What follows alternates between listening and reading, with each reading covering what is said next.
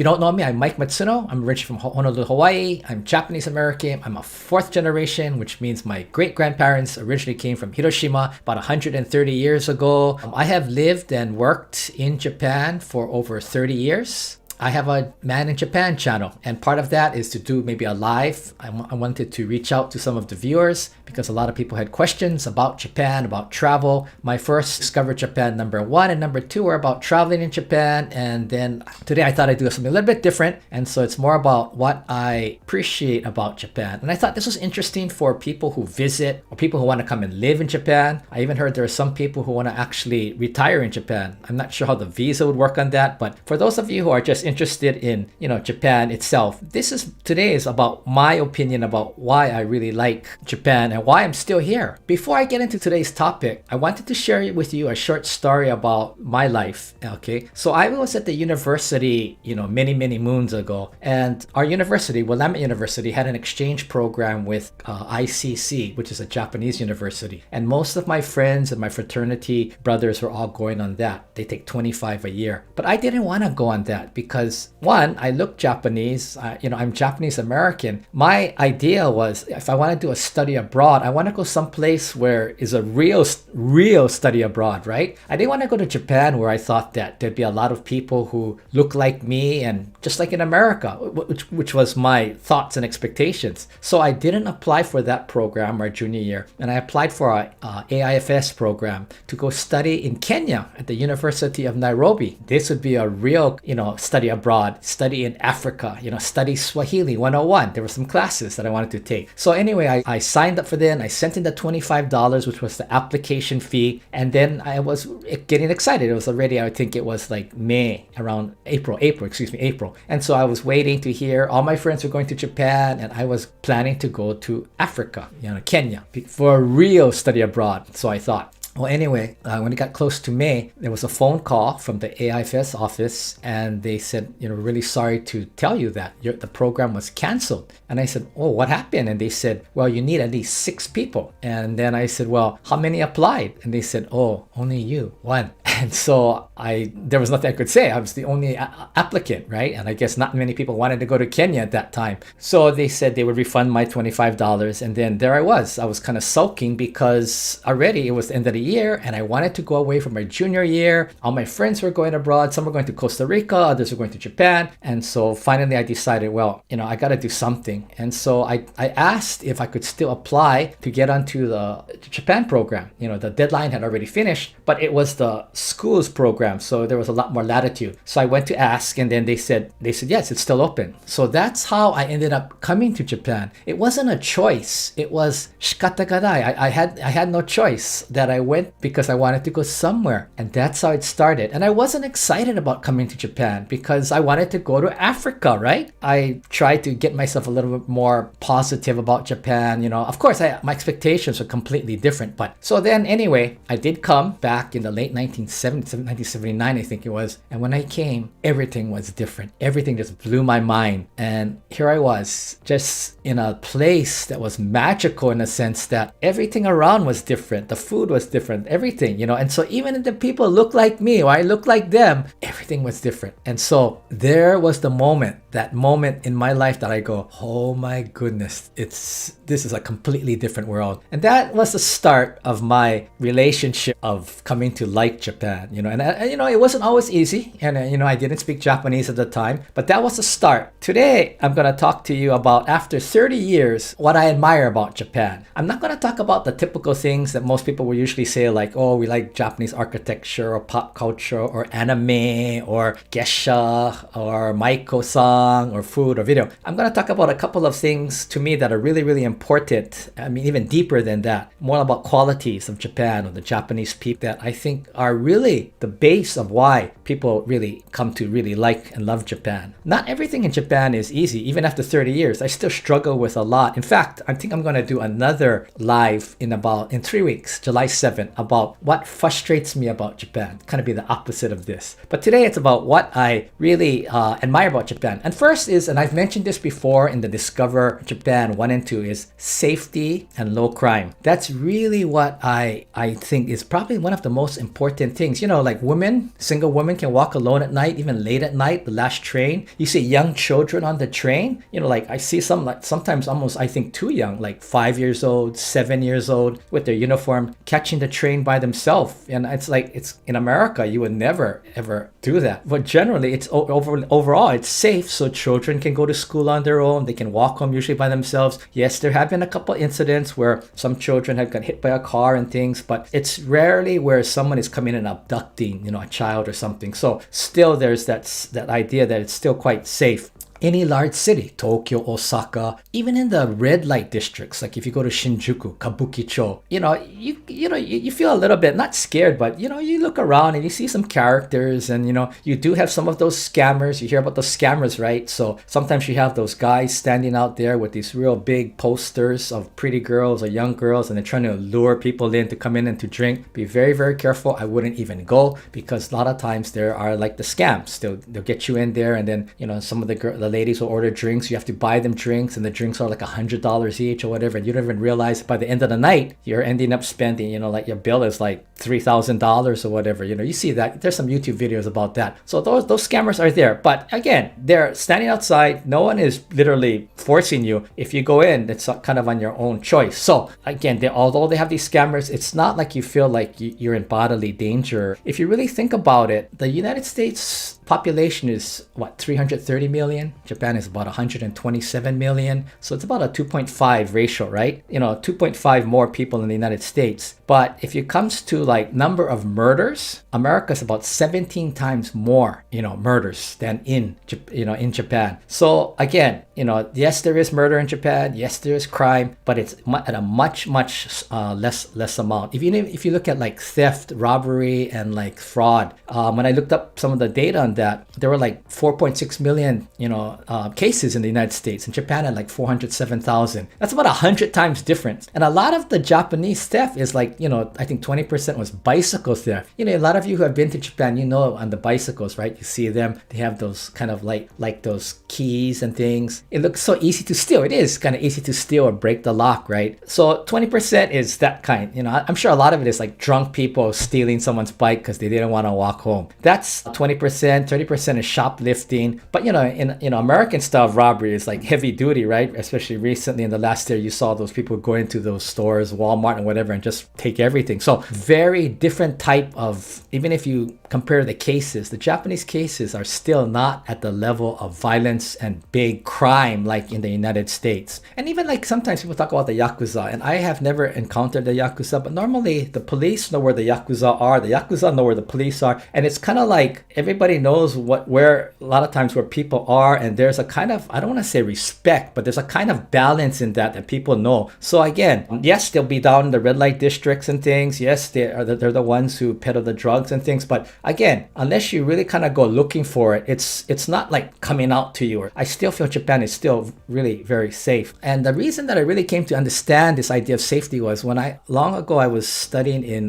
Guatemala. I was studying Spanish for 3 months. I wanted to learn Spanish. And in Guatemala, the rule of law is basically it's the law of the jungle. So you really got to fend for yourself. And it was there that you always had to have a plan. Like if you were robbed, what would you give them? Where you put money in one pocket, I put money in my shoe. So at least if even I gave them the money, I would be able to pay a taxi or come home or something. So you always had to think about crime, and you were always on high tension, and you were going walking. Even when we were hiking up to the volcano, we had to always be like worry that, people get robbed or mugged along the way up or down. So we had to hire a guide that hopefully he would protect us or make sure we got to there, which we did. There was no problem for us. But again, all the people around me, the other tourists that were studying Spanish, maybe 30% of them had gotten robbed or backpacks were cut. So that's where I realized when I was in Guatemala was that safety is, to me, the most important thing. And that's where Japan has going for it. It is probably one of the safest countries in the world for such a large population of 127 million people. Even the United States, going to the United States for conferences and things, like the big cities, LA, Philadelphia, Washington, DC. Downtown is a lot of times where they have the big convention centers or in that area. And when you go down there, you always have to kind of be on, especially if you're wearing a suit, right? Because you're kind of like a target. But you're always watching, like,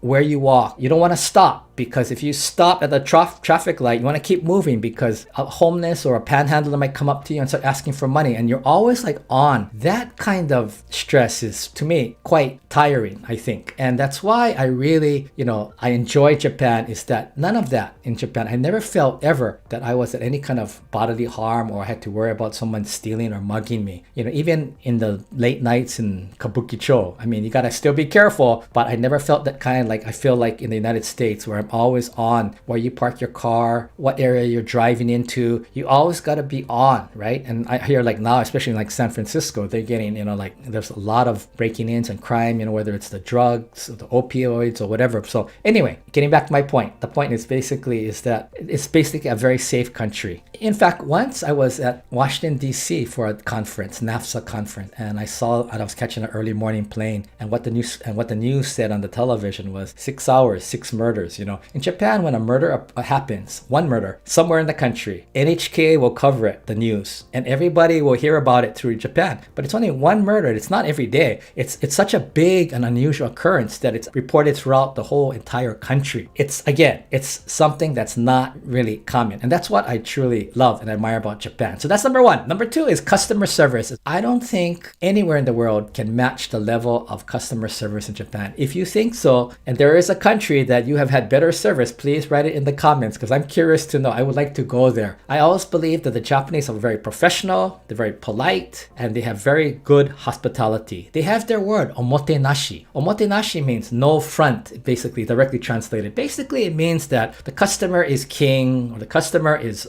always right. Same like sometimes we say in the United States, the customer is always right. And they try to do everything to make the guests feel welcome and valued. The idea of high-level American guest services and Japan is still a little bit different. In the United States, for example, Nordstrom's model, and a friend of ours, she was the vice president of Northwest Airlines before it became Delta. And in Japan, she was in charge of Japan, and she was trying to get the Japanese customer service agents to go outside of their comfort zone. Basically, like, Nordstrom's, like, do whatever you can to satisfy guest needs, right? But the reverse happened in those situations where the Japanese customer service agents didn't have the risk-taking or the confidence to go, outside, because Japanese are trained from university, from school, to do what everybody else has done. You do what's been done before. You don't set a new precedent, right? And so, in America, we consider good service as like, oh yeah, you went way beyond the call of what you normally would do. But in Japan, they do what is the precedence best, better than anybody, I believe, in the world. But if you want them to go outside, so if you have a request that's outside one of the precedents that has never been done before, then you may not be able to get that to happen for you. It'll be a huge process of going to the supervisor. So again, I just want to make sure that, when I say that they have great service, it's within the bounds that they have done it before. They are the best at that. But anything that's new, like, getting something like you request, a lot of,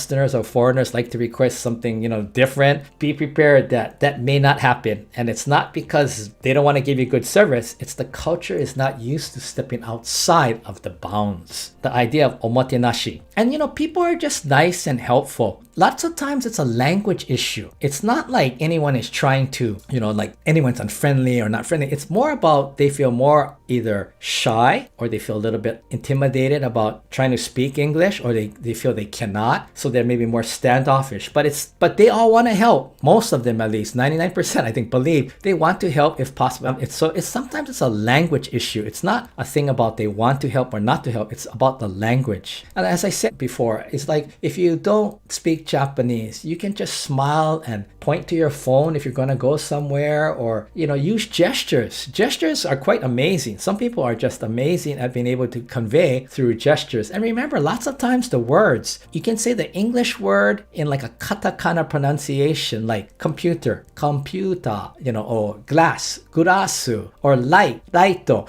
I mean, not everything will hit, but a lot of times you'll be surprised that things will hit. So, you could use those words with gestures, point to your paper or your iPhone, and just try to communicate. And once they feel comfortable with you, I think it'll be much, much easier. Every once in a while, you might meet someone in Japan who, like I met the Imabari taxi drivers who I felt were rude or not polite, and so there are those people. I had another friend who met a taxi driver in Osaka, and it was raining, and he forced her to get out because he didn't know where it was, and he didn't speak Japanese. He was an old man, and basically yelled at her, made her cry. So again, they do happen, but they are not very, very common. If you know of a better place in the world that you get better customer service than Japan, please let me know in the comments, because I would like to go there. Okay, Medhata, thank you. I love how when you buy something in the shop, they count out the change old school. They keep using their brain rather than using the cash machine. That is true for a lot of places who don't take credit cards, or it's still basically a cash-based society. As much as people use credit cards, like I still carry cash, and you have to carry quite a bit, right? Like 30,000, sometimes up to 50,000, depending on what you're doing, because it's safe, so you're not worrying too much about carrying cash. But also, some things cost more than not. You just want to be ready. Orderliness, efficiency. Japanese are, when it comes to like things like the Suica card or Icoca card, where you can use it for trains or sometimes most taxis or vending machines or convenience stores. It's different from a credit card where you just touch, boom, boom, boom, and that is efficiency. Or I think the most efficient ticket accepting, like when you go into the station or you leave the station, those machines, I don't know even what you would call them, they are the most efficient in the world, because anytime you go through, it's just whether you have the Icoca card touch or if you have a ticket, you put it in, it shoots out on the other end, you pick it up. Sometimes you have 2 tickets or 3 tickets and you can put them all in, and it's able to read within like 1 microsecond, and the ticket that comes out is the one that you're supposed to take with you, or it takes them all. That kind of stuff Japan has gotten down. So when Japan establishes some kind of system or some kind of scene, like machine or device, that's where they're at their best, right? New ideas come slow sometimes, but that kind of thing they do very, very well. Another thing like Takyubing. Takyubing is the delivery service.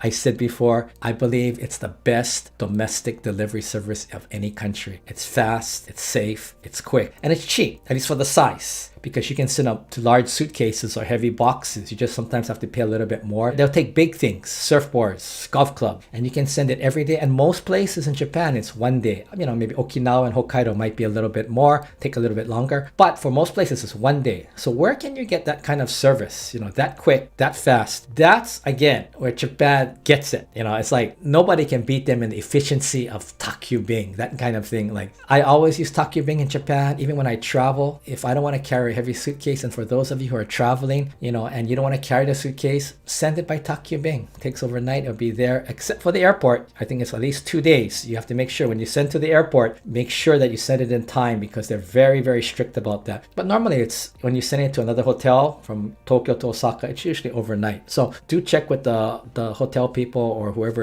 or the Takyubing people. I usually go directly to the Takyubing office. So Takyubing. Orderliness, waiting in line. There's a lot of waiting in lines in Japan, right? And that's what I have to say. The Japanese are so good at waiting in lines. For me, I won't wait. And I even said that before, like, that's why when I go to a restaurant or somewhere and people are waiting, even if it's famous, I don't wait. I go to the next place, because to me, I'm not a foodie. But Japanese are really good at waiting. They don't mind waiting, right? I cannot. But again, very orderly, very waiting. Even at the train stations, right? They're all in line. You go to some countries, everyone's just rushing. It's crazy. But in Japan, everyone kind of respects. You wait outside until the people get off the train, and then they get on the train. Very, very orderly. I really admire, and I really love that at least you know where to stand. You know what the process is. You don't have to rush or whatever. You know what everybody's going to do. And basically, Japanese are just good rule followers. So they follow the rules, which in the West, sometimes it's about breaking the rule. Not breaking, but not in a bad way, but pushing it to see how far you can get. Most Japanese would just follow the rules. so everyone does what they're supposed to do. Another thing that I really love about Japan is that you don't see people getting upset or angry in public usually. You don't have people getting mad. People avoid conflict usually in public. They don't display anger or extreme emotion. Outside of people getting drunk, normally in Japan, showing anger is kind of a sign of weakness.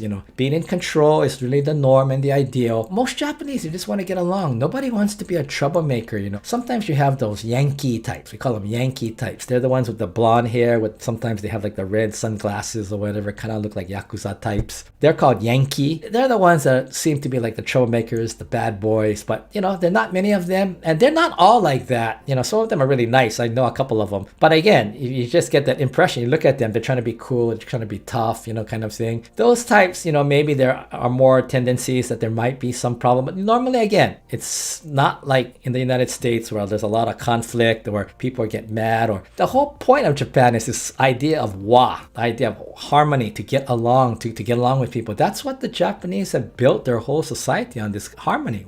That's why there's a lot of television shows and they kind of play on the word wa, meaning harmony. It's about that, to get along. The idea of to avoid conflict is another thing that I really like in Japan. You rarely have fights. I have 30 years in Japan, and how many fights have I seen? Zero. Yeah, zero. I'm thinking like I must have seen some fights, but no. I heard people yell a couple times at each other in a bar, but I have never seen an actual physical fight. Like, when I was in Alaska working at the state fair, I saw people like outside of the bar beating each other up. It was like crazy. But anyway, the next thing that I find that I really admire about Japan, and this is something that took me a while to get used to. I couldn't understand at first. A lot of Japanese would come to Hawaii when I was their friends and things, and I take them around and they go, we love Hawaii. Oh, we love Hawaii. So many, oh yeah, I love Hawaii. And I said, oh, you should move. Because at that time, this is like 30 years ago, a lot of people, Japanese were immigrating to the United States, or they were trying to get the visa, the green card. And so I said, yeah, why don't you move? Or you can set up a business and you can, move. But all of them would say, no, we love Hawaii, but we miss Shiki,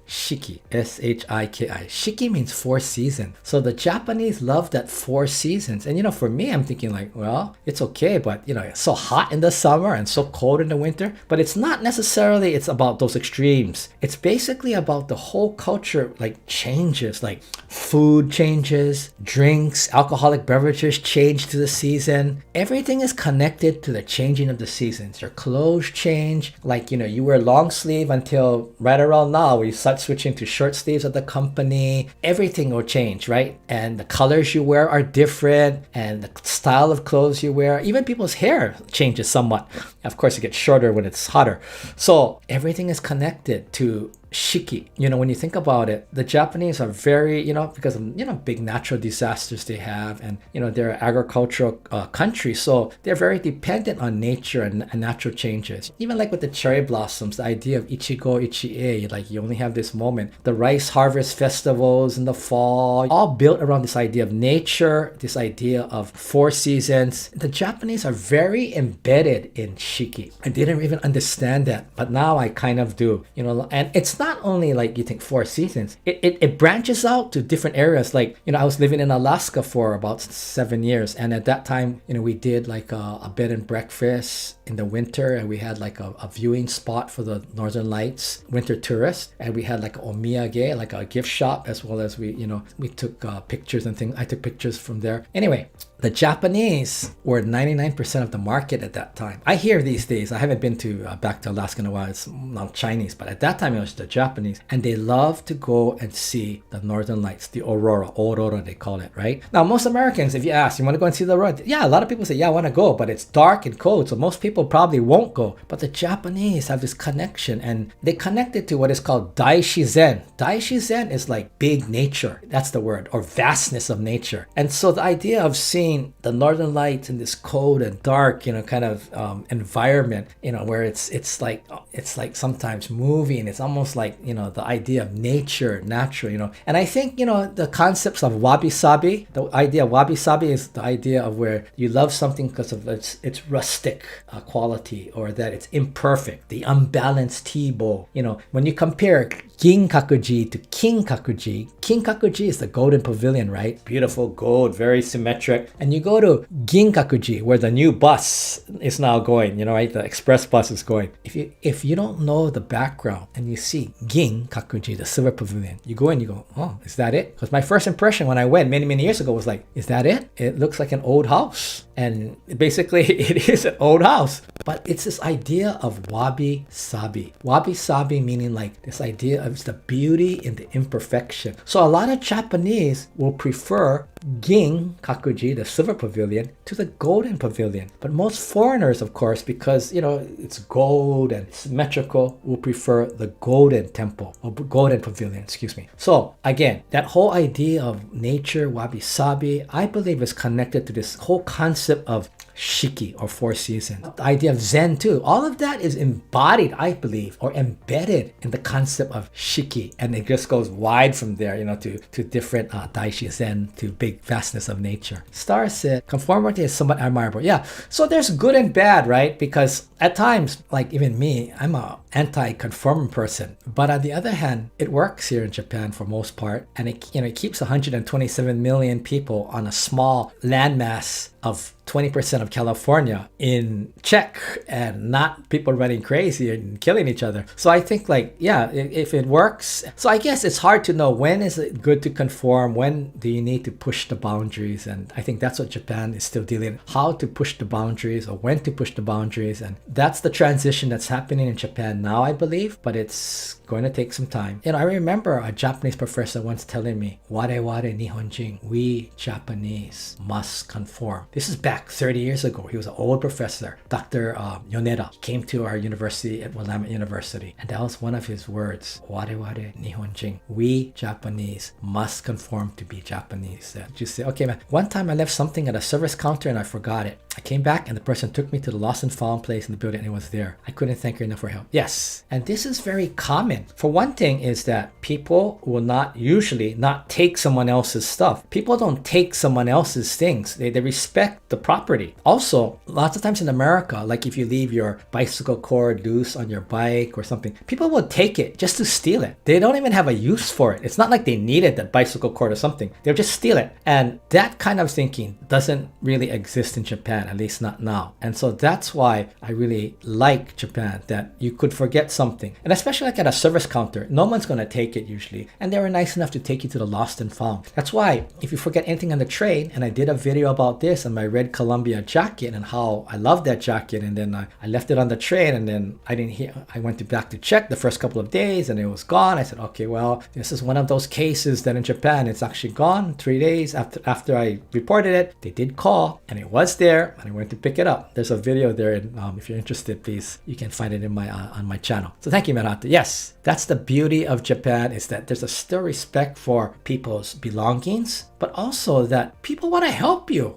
People want you to be happy. I think a lot of Japanese, especially foreigners when they come, they want foreigners to have a great experience in Japan. They're proud of Japan. It's just like I'm from Hawaii. When people come to Hawaii, I want them to have the greatest experience in Hawaii, right? That's why when it rains every day and they're there, I feel so sad and sorry for them. We can't do anything about it, but because I am proud that I'm from Hawaii and I want them to love Hawaii. Japanese are the same. Irashima, number 1. In Japan, do you see a large disparity rich and poor? Not very much, not like the United States. However, 30, 40 years ago, Japan was considered almost all middle class. And that's why it was so powerful right after the big, the economic miracle. Today, you see this going like this. And it's because, you have a lot more people. It's getting much wider. You have a lot more people on the lower end. Like I was just watching on the news last week, and they're talking about a lot of people going to like food banks. Now before, food banks was almost non-existent. It was for the really like the homeless. But today, and before, it was embarrassing. It was shameful that you would have to get food from a food bank. But today, people are doing it out of necessity. People are on the news. They're saying, yeah, I have to go to food bank because I don't have enough food for my 2 kids or whatever it is. So yes, it is changing. And I think it has to do with the whole economic situation. Japan Japan will have to go through a lot more hardship before it gets better. Nobody wants to admit that. And that's why the yen is hurting now. I think it's going to be a while. Before I thought it was going to bounce back, but now the more you see, the longer it's going to take. I believe it's going to be down at least for this year till December, maybe even longer. But because economically they want to give more pay raises, which they are now. Remember, Japan had never given pay raises for the longest time, like I think 20 or 30 years. Well, very little. And so what has happened was they were just like stagnant, right? But that's why Japanese prices were good. They were all the same. It never changed in like 10 years, 20 years, right? It's only recently it's been affected.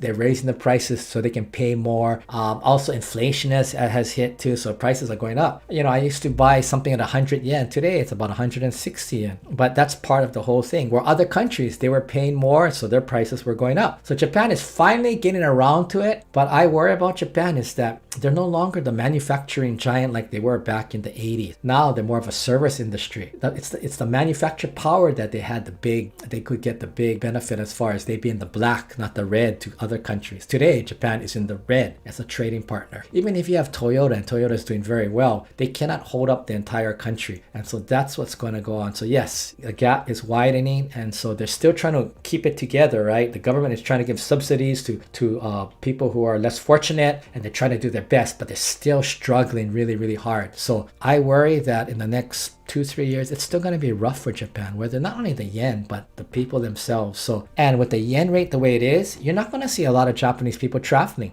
except, you know, the more wealthy. So for those of you, again, as I said the other week, in Hawaii or wherever that normally gets a lot of Japanese tourists, and you're in the United States or in a country where your currency is strong, you won't be getting many Japanese because they can't afford it. They'll probably go to domestic travel. And that's why they travel domestically, which means that sometimes it's more crowded for you if you're coming to Japan because they can't travel outside because of the yen rate. So they stay home and travel, which then makes it more crowded for you who are coming from the outside in. So there's also that going on too. Star wrote, let's see, very limited immigration. So people are all the same and needs to control shelter. Economically, Japan is suffering. Yes, immigration is a big problem. This is my own opinion. So not, the government doesn't think this. Japan has to open up to immigration and they have to let in, because they're so strict now, and they just changed their visa. They had an intern visa, which someone could come and make money and supposedly learn as they stayed here. And I think it was up to 5 years and they would have to go home. They just changed that visa. And I just saw it 2 nights ago. And now it's going to be called, there's a different name for it. But I think that it was like 3 years, but they could renew it every year. And I guess they could stay as long as they could continue to renew it. You see, the problem in Japan is, I'm going off the topic about what I admire, but I think this is more important because those of you who are on the comments are listening, and I think then I'm going to address what you have to, if you have questions on. The problem about Japan and the immigration is that the Japanese government does not want people to stay forever. They want you to come and, for example, even to study abroad,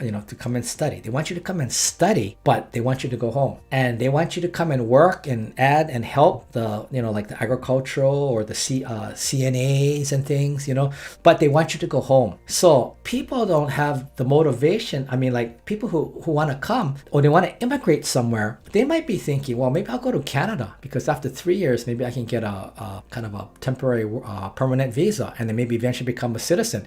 People are thinking differently. Japan is, it's the island mentality. I call it sakoku. Sakoku is like isolation period. Remember for 250 years, 1603 to 1858, I think it was, when they went into isolation, Tokugawa. I believe my theory is that kind of thinking still remains in a much lesser degree, of course, but the idea of protecting the country. But by doing that, they don't let people come in and work long periods, or you can't stay long. So, and this was a common thing, and I'm going to go a little bit off subject here. It was about, there's a university called Tsukuba University. It's a national university. It was supposed to be like the new MIT. This is back in the 1970s and 80s, I think it was. Everybody had big hopes for it. In fact, the campus exists about maybe like 30-40 minutes outside of Tokyo by train. Beautiful campus. It was designed like a kind of like a Western American style. Huge campuses, bike paths all over. It's green. It's beautiful. And the idea was they were going to make it like Silicon Valley. That was the hope, that big companies would come in and people would come to study and they would stay. The problem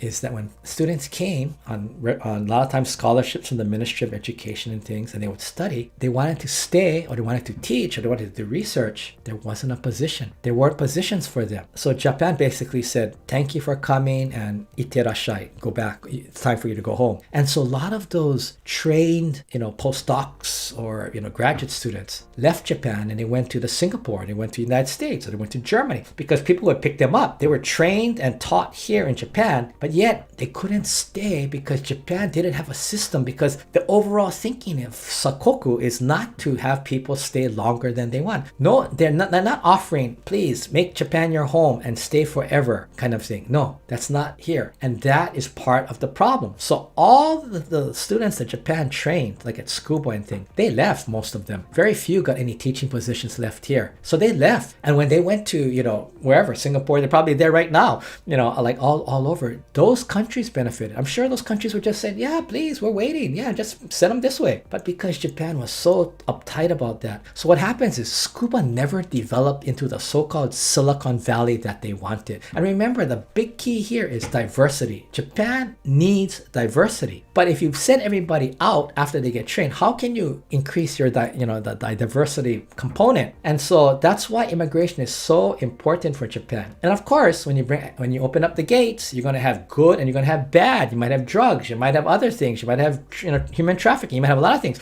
So again, the Japanese don't know how to handle all of that, and so basically it's just shut it down. Just keep the pipeline, keep the pipe really small. That has to change, and I don't know how long it's going to take. And that's why even with this new visa, they don't say, oh, we're opening up immigration. They give it another name, like a code name, so like the population itself won't get all upset, like, why are you letting in so many immigrants? So yes, so immigration is a key point, that the only way Japan is going to increase the diversity. And remember, I read this article about Silicon Valley. Silicon Valley, the reason that it is there in the United States is because of the diversity of Silicon Valley. In fact, a lot of times first, second generation immigrants are working at Silicon Valley, and they're going to live in America forever. That's their home. They are invested because that's going to be their home. Japan has not been willing to do that, and that's, I believe, a major problem. But again, the thinking is still very island sakoku think. Again, that's my opinion, so the government doesn't really think that. Bladesworth Harbinger, what is the attitude towards people with mental illness in Japan? Oh, good question, tough question. Before, people with mental illness were kind of kept hidden. They're kept away. They're kept in asylums. The whole idea of being embarrassed or shamed that my brother or my friend or whoever was mentally ill, that system in Japan has never really developed that well. And that's why even till today, they still have problems with enough mental health doctors and counselors and supporters. It has increased very much compared to it was 30, 40 years ago, which was almost non-existent, but it's still very, very limited. And the idea of how advanced it is, I don't know, but personally, I wouldn't go to a Japanese if I had a choice, because I think that they're more advanced, like that's in the United States or maybe outside of Japan. I think that's an area that really has to develop. People have become a little bit more tolerant and understanding about mental illness. They have tried to, the idea of depression, that's still a tough one, but more and more people are, they call it utsubyo, the idea of like depression from work, or, some people have it when they have their change in their life or whatever. It's more understood and accepted somewhat, but there's still like kind of a pushed to the side. So it's still very hard. So I would say Japan has a long way to go when it comes to this whole mental illness whole idea. And you have that like a lot of stuff going on in Japan, right? You have that huge number of students who don't go to school. They're ones who along the way before, whether it's high school, elementary school, or junior high school, they said, I'm not going to school. Whether they were bullied, a lot of them were bullied, they just stopped going. And so they just stay at home. And the parents don't know what to do. And the society in general, they don't know what to do, right? And so those kind of issues are very common, but no one will talk about it. If your son or your daughter is one of those students, you're not going to go out into the neighborhood and talk about it, right? So again, there's a sense of shame in some ways, but yet at least it's slowly kind of opening. They really need to really, vamp that, strong. In fact, just last night on the news, they were talking about criminals or people who were indicted who were getting this assessment from a psychologist, and they found out that the psychologist wasn't interviewing people but making a decision, and then they were criticizing that psychologist, and he came on the news. His face was blurred out, but he said, I don't have time because there's not enough professionals to do this, so I had to just make a decision. So that kind of gives you the hint that there's not enough medical health professionals in Japan, and they need to have much more advanced training in Japan. It's still very, I don't think it's as advanced as in the Western country. Is the attitude about immigrants of Japanese descendants, Americans, Brazilians, different at all from that of other historic countries? Okay, the attitude about immigrants of Japanese. Okay, so like we call them Nikkeijin, right? Japanese Brazilians, Japanese Peruvians, at all from that with no historic connection.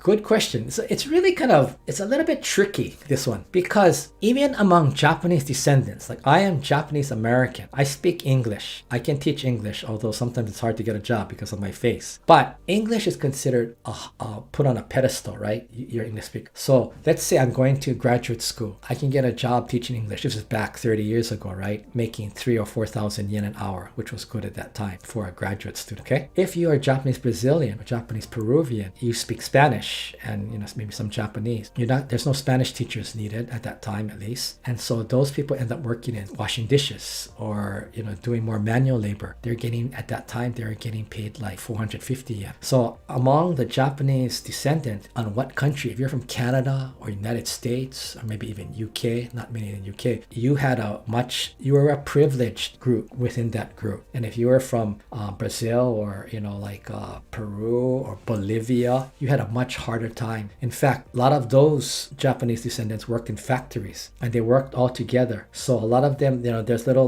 almost like little towns where they lived all together, and there were like shops that sold their food, like Portuguese food or whatever they ate. But again, they never really assimilated that well because they were kind of enclosed. And so there were, I would say, bias and discrimination towards them in a way. Although they could come easier than any other non-Japanese because they are Japanese, they could come to Japan on the working visa, because if you are a child of a national, then you have, like me, I came in originally on the Japanese Nikkei visa. It's called child of a national. They could come, and that's how they could come in and they could work. So that was an advantage for them compared to others. However, once they come in, then the actual job itself is a little bit different. They can do, basically, they're limited to more labor or factory work.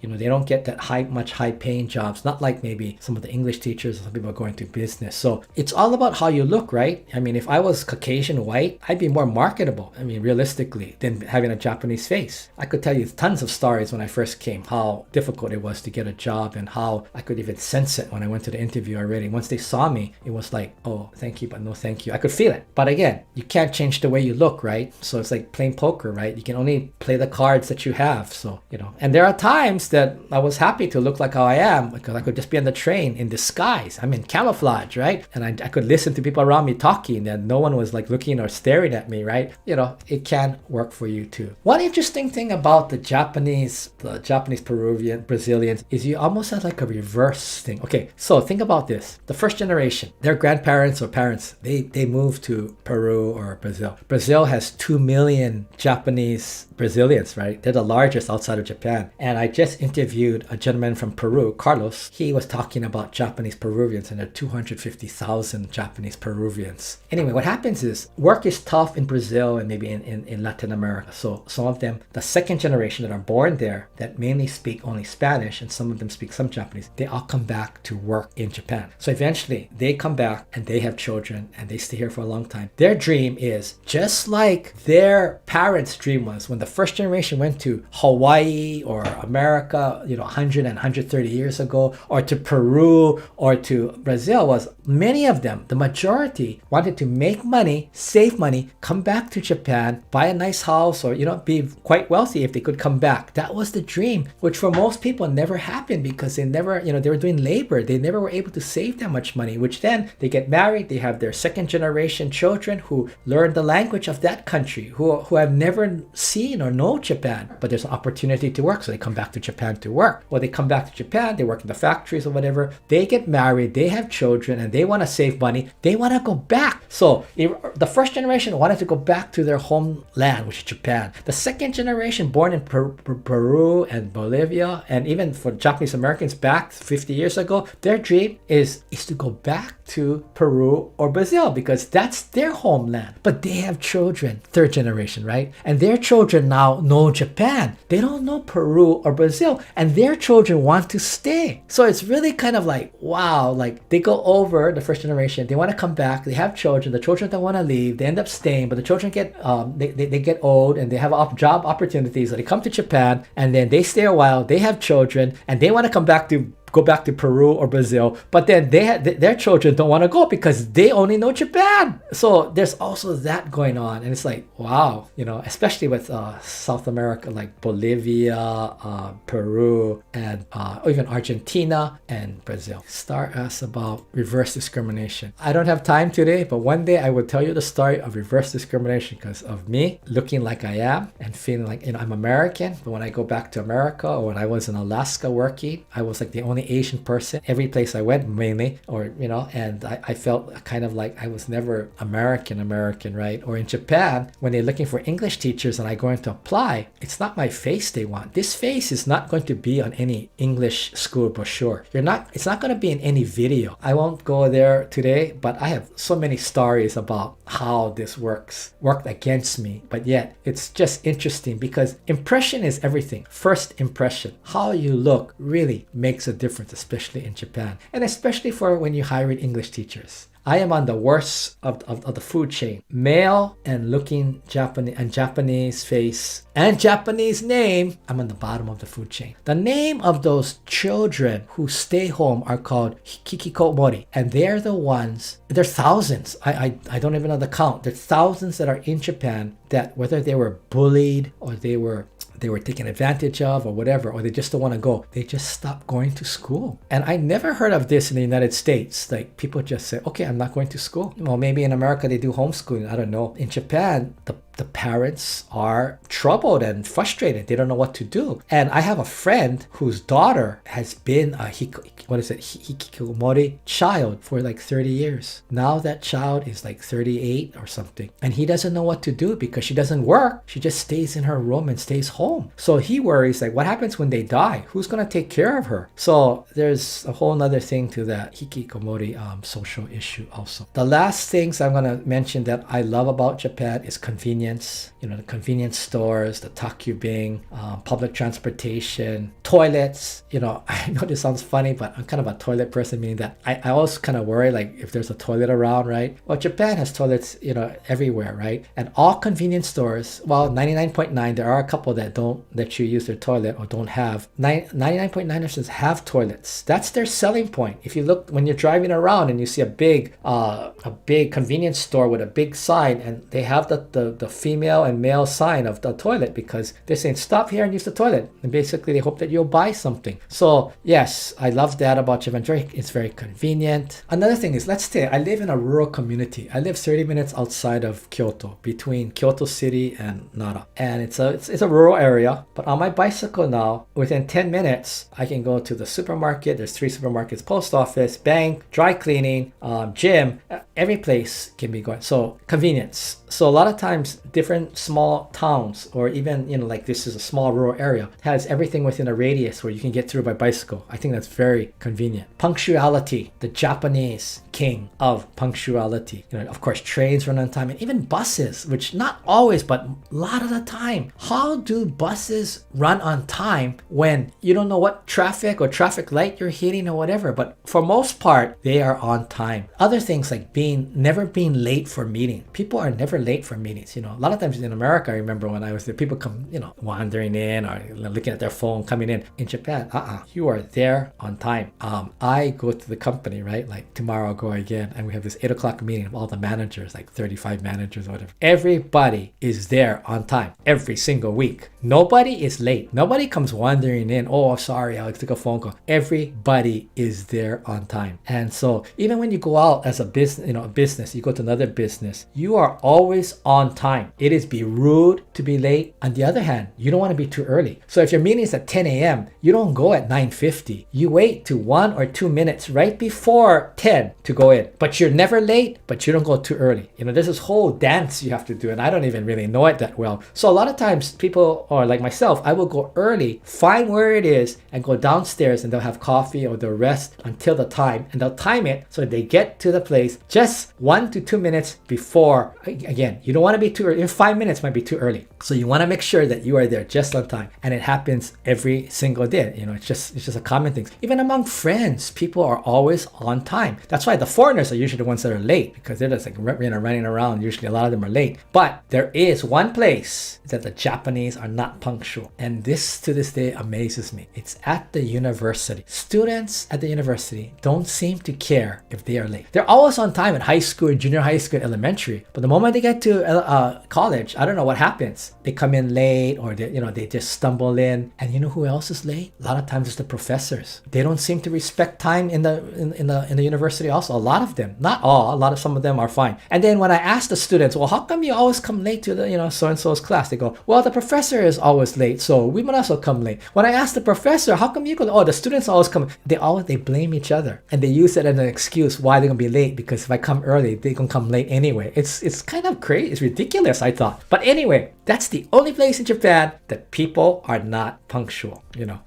and again, as I said, everything starts on time. Even if it's like a party or whatever, when it hits that time, they want to be ready to start on time. No one is like delaying it. If you attend anything in Japan, make sure you're on time. And like if it's to a reception, you want to be a little bit early, more than 1 or 2 minutes. I have also been trained, and now I just automatically move. I was always late. I'm from Hawaii, right on Hawaii time. I was late to everything. Now I've been trained that I'm there early. I usually check out the place, and then I kind of have coffee or I wait on the side, but I'm always on time. I don't want to be, break the rule or whatever. In fact, it was funny. I met my friend Masaki. He's Japanese. I did that video about him, living in America longer than he lived in Japan. I met him last year in Kyoto, and we met at 5 or whatever. I was early, 4:50. I was there. Masaki was late. It was funny because the Japanese person was late. He's been Americanized, and the American who's been Japanized was early. It was kind of the reverse. A couple of last things. Work ethic. I think that there's a strong work ethic in Japan. Even at a simple thing, I'm always watching, like at the toilet. You got these guys at the toilets who clean the train station toilets, who that's not the best job, right? And it's busy, and it gets dirty easily. They're in their little uniforms with their little hat and everything, and they're cleaning away. And there still seems to be like a sense of pride. It's not like, oh, this is a job that I shouldn't be doing. There's still a sense of pride of what they do, and I really respect that. I go, wow, that's great. Every time I see them, I say, "Otsukare-sama deshita," which you don't say normally, but I do, because I go like, yeah, these guys are working in this kind of situation, and they're still in a sense proud of what they do. So yes, work ethic and sense of pride of what they do. You see it at the airlines too, right? If you go to America, I'm sorry, I'm using America a lot. I'm American, so you're in group, you can say, right? So you go to like the Los Angeles airport, and then you see the Delta people who are, whether they are the wheelchair pusher guys or they are the baggage people, they're just sitting around, a lot of them just kind of like whatever. You never see that in Japan at any airport. You will never see people just, I don't use the word relaxing or slacking, but you never see that. So again, there's a whole different sense of when you work kind of thing in Japan, and that I admire. Patience, cooperation, humility, being humble, huge, right? I mean, you look at Otani-san. I watch him on the news, and he gets interviewed by the Japan press every night. Always humble, always like, oh, I gotta do better, very, very different from a Western way of talking. So I like that. I'm Japanese American. Maybe I was raised with that. My dad was very humble too. I guess the DNA is in me. But so yes, I respect that a lot too. One thing that Matt Hatt had written earlier was about like older people. Yes, the idea of oyakoko, filial piety, taking care of your parents, is a very, very strong concept from Confucianism, and it's very you see it in Hawaii a lot, probably because there's a lot of Asian Americans in Hawaii. Of course, in America, you have people who, of course, take good care of their parents too, but the tendency is a little bit different. They go into a home, or they put them in a home. In Japan, it's this feeling that not only the oldest son, before it was more like the oldest son had to, and some rural areas it's still like that, but the kids are supposed to help take care of their parents, instead of sending them to a senior home, at least not until the end. You're supposed to do your best to take care of them. So this idea of oyakoko, very, very important in Japan. Taking responsibility in Japan. The Japanese work from their hearts. They have pride in a job they accept. I think think that's part of it. And as Star says here too, in some sense, maybe Japan is overemployed, and maybe the logic there is that's why the service is so good, because there have so many people running around. That could be. A lot of times, like if you go to like Kix, the airport, and I'm at Delta, I'm flying out, and then you look how many people are there. They're like at the gate. There's like 12 people, the ladies bowing, and everybody has a job and they're doing. I'm going like, wow, that's a lot of people, because in America it's one or two, right? Two usually, but sometimes even one gets everybody on the plane. There could be some logic and sense to that maybe Japan is overemployed. They need to think about efficiency. But I will agree. I talked about efficiency of machines, takubing. In 3 weeks, I'm going to talk about the things that frustrate me. And the reverse of the efficiency for that is the inefficiency of the work office situation. Like if I go to the city hall here, I see so many people and I think like, wow, do you need that many people for such a small town or city? I think personally, Japanese offices, a lot of them are like 70% efficient at best, more like 60. I don't know, I'm just guessing, but just the feel of watching, I'm going like, and working in an office now, I understand like what people are doing. So very different work styles, very different training styles, and I don't know if that will ever change in Japan. Might be another 10, 20 years, but they really need to work on the efficiency. But again, nobody knows what's inefficient. That's the problem, right? And you don't want to call someone from the outside in, because people like to have things done internally, which probably is not possible at this point in Japan. My whole point of all of this is what I admire about Japan is the Japanese people. And when you travel, and a lot of you who already come to Japan, you know that it's not about the Shinkansen, and then the bullet train or Mount Fuji, which is beautiful. Maya Angelou, who said, it's not what you did or what you said, it's how you made someone feel. Well, that's what I believe is in the people of Japan, is that it's how they make you feel when you left. And so these are some of the qualities I think of Japanese people. Of course, kind, they're thoughtful and considerate, they're usually humble and modest, they're polite, they're punctual, they're hardworking, and there's a sense of honor, still. Yes, you have crooked people, you have crooked politicians and stuff, but there's still a sense of honor of doing the right thing. Even though when there's a problem with some company and they did something wrong, they all bow and it looks just like checking the box and they're just going through the motion. But there's still a sense like, okay, it's our responsibility, we need to take it, even though it kind of looks fake at sometimes. But again, there's that. And that sense of honor of doing the right thing. Like I know in the United States, when I see sometimes, some people come up with their alternative world of facts, that kind of makes me like, what? Like you cannot have two different set of facts, right? In Japan, although you still have crooked politicians and you have problems, you have bribery, you have this, but still people know right is right. That they still have a North Star, I think the United States is going through a big issue with that right now, but I think Japan still has that. So that's what I like about Japan, a sense of responsibility, there's a sense of honor yet, and Japanese want to help. It's just sometimes the language, and again, their personalities, they're more shy, they're more quiet, so they're not going to reach out. Remember, Japanese don't know how to do small talk. That's not a thing in Japan. Strike up a conversation. Like in America, you could be standing in the supermarket line and strike up a conversation with the front person or talk to the cashier. That almost never happens in Japan. So a lot of times, as I said the other 2 weeks ago, if you need help, just ask someone, just smile and ask, and maybe if they say, oh, I cannot, then, ask somebody else. But most people are not going to be rude or going to get mad. Just keep asking. I ask, like when I'm going somewhere, sometimes 3 different people, because I want to make sure I get to where I'm going, right? Only outsiders see things that locals take for granted. Yeah, that's true. That's very true. You cannot see the forest from within the trees, right? That's why Irasema Ichi. I really believe I'm like the best person to tell the Japanese government what they need to do, but they would never listen to me. But I really think that I have been here 30 years, right? I speak some Japanese. I understand kind of the value system and the philosophy. I don't agree with everything, but I understand it. I would be the perfect person to tell them what they need to do. Continuous improvement. They need to make me minister of continuous improvement of Japan. No matter what, foreigners, especially if you look like a foreigner, whether you're white or non-Asian, sometimes with Asians, like even myself, they don't know how to treat you, but if they know you're a foreigner, you get put on a pedestal in a way, which is really nice. Japanese want you to like Japan. They want you to be happy in Japan, and they're happy when they're able to interact with foreigners. As I said 2 weeks ago, most of these Japanese, even if they studied English 6 years, some 8, 10 years, have never spoken to a foreigner. Outside of maybe in their university, there was a foreign teacher, maybe. But for most part, they've never spoken to a foreigner, but they've studied it. If they could use even a few words, it would make them feel so good. For example, at my office, I I check in with one of my bosses, and he told me, he said, oh, I have never spoken to any foreigner, so I'm so happy. And we're just messaging, hi, I'm checking in, today's a warm day, whatever, simple things. And that's the thing about Japan. Simple things, so much easier than making foreigners happy, right? Or Americans happy. Americans want like the sky, right? You can make a little rice ball for a Japanese, give it to them like when we're in Alaska. They're so happy. Simple things in Japan. I like that too, where things are simple. You don't have to do some big Broadway show to make someone happy. And that's the beauty of Japan. It's much more simple. Thank you very much for joining us today. Thank you. Take care. Bye-bye, everybody. どうもありがとうございました。